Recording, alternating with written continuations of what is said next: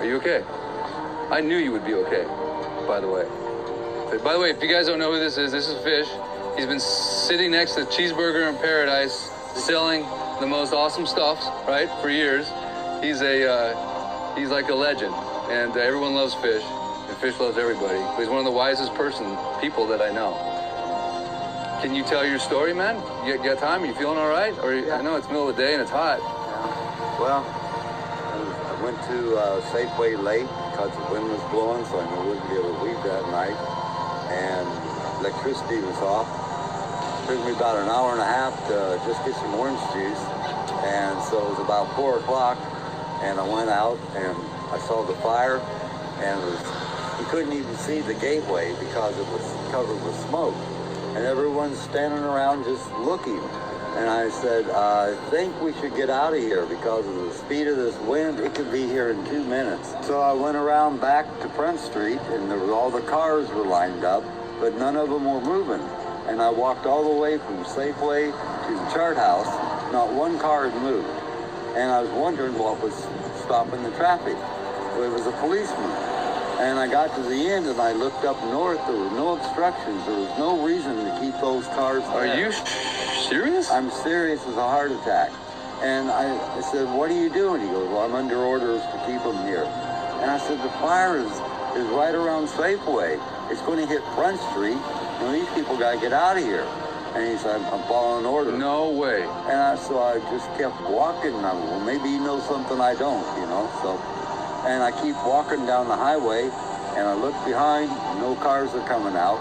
I walked all the way to Waikuni Beach, still no cars coming out. And I started hearing boom, boom, boom. And then I heard people screaming and stuff. You're saying they were blockaded in by the police?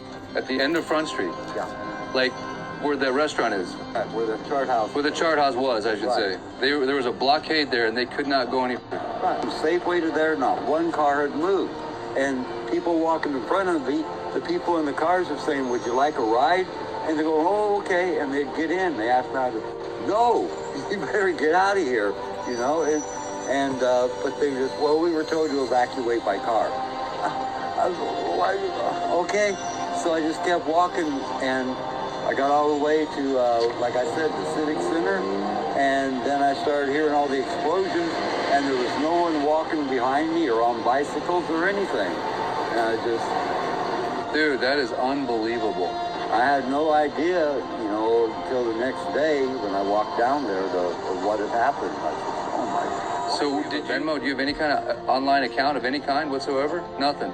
So guys, if you want to help Fish directly, Lahaina Fire Fund, and then put Fish in the comments section, and every donation that comes in will go directly to Fish. So there's a way you can make a comment. Just put the word Fish, and we'll make sure he gets every penny, since he doesn't have, they're not tracking. There's one guy they're not tracking on planet Earth, trust me. So anyway, one of our reporters at our news organization found that he had 3 family members that were in a car, and they couldn't get out, and they were surrounded by the flames. And that's where they spent their last moments.